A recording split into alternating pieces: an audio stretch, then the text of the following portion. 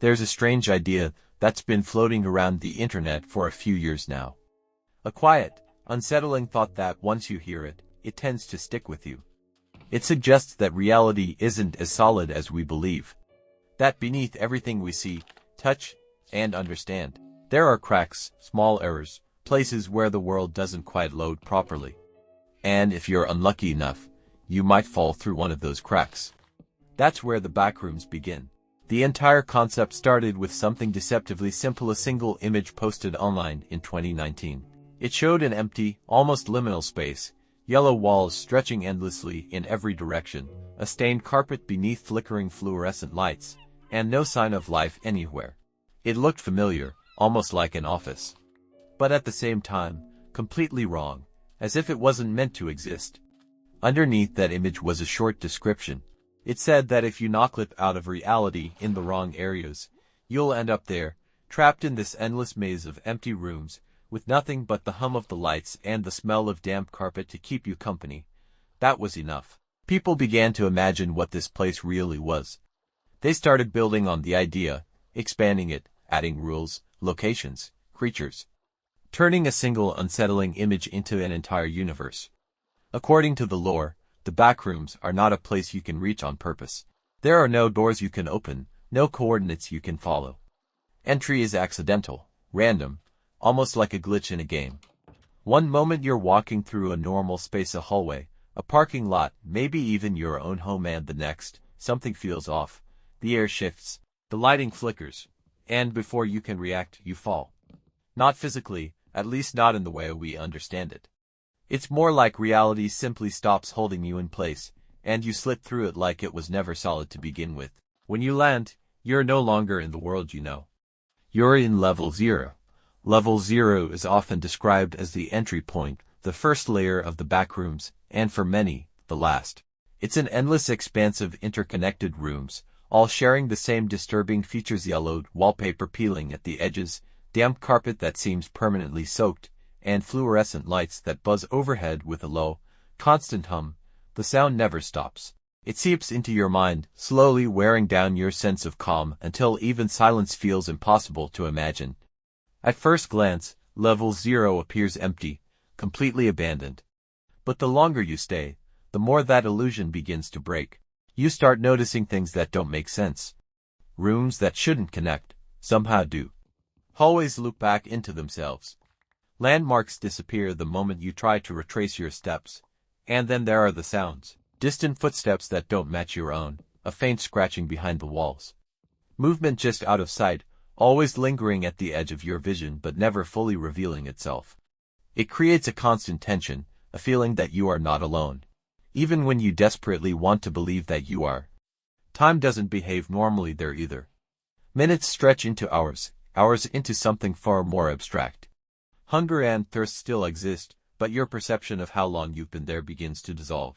Some people claim they wandered for days, others swear it felt like months. Eventually, if you survive long enough, you might begin to notice something different. A section of wall that looks slightly darker than the rest, a corner that feels unstable, like it doesn't fully belong. And if you're desperate enough, you might try to walk through it. If it works, you fall again. But this time, you don't return home, you go deeper. Level 1 is where the backrooms start to change. The environment shifts from the endless yellow maze into something more industrial: vast warehouse-like spaces with concrete floors, exposed pipes, and dim, flickering lights. It's still empty in the traditional sense, but there's a new feeling here, not just isolation, but presence. This is where you begin to understand that the backrooms are not just a place. They are inhabited. The creatures here are known as entities, and they vary in form and behavior. Some are fast and aggressive, drawn to sound and movement. Others appear almost human at first glance, standing still in the distance, watching without a face or expression.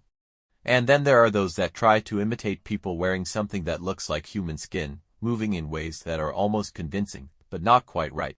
The difference between survival and death often comes down to one thing: awareness. In level 1, you might also encounter something else: other people. Survivors who have managed to endure long enough to adapt.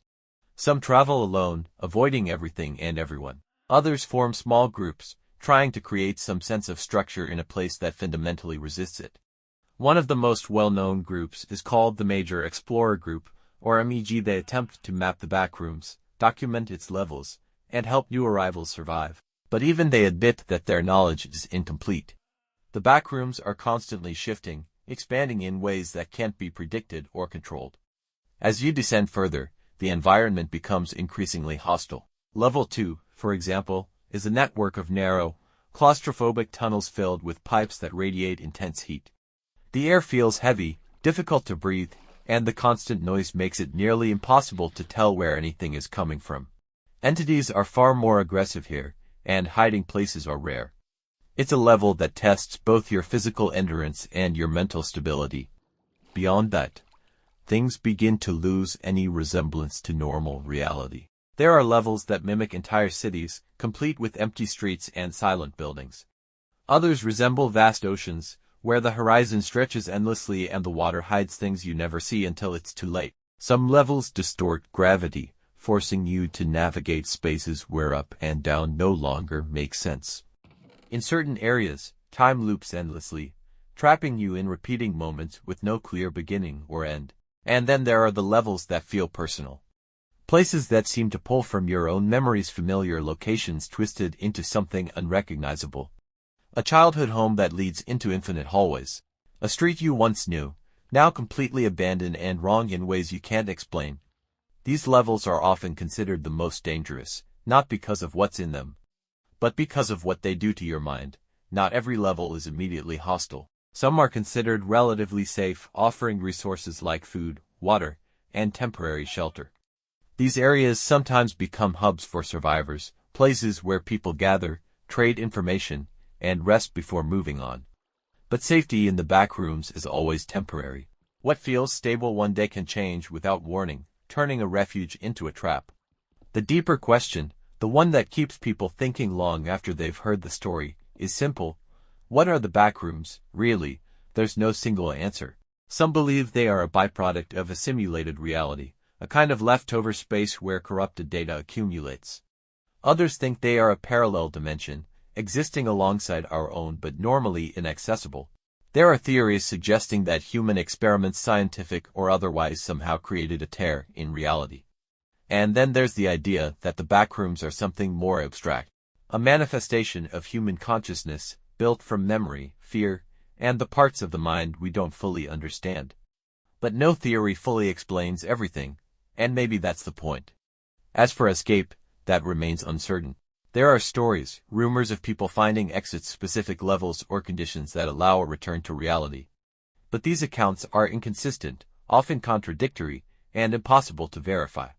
For every story of escape, there are countless others of people who kept searching, and were never heard from again. In the end, what makes the backrooms truly unsettling isn't just the environments or the creatures. It's the scale of it all, the idea that this place might be infinite.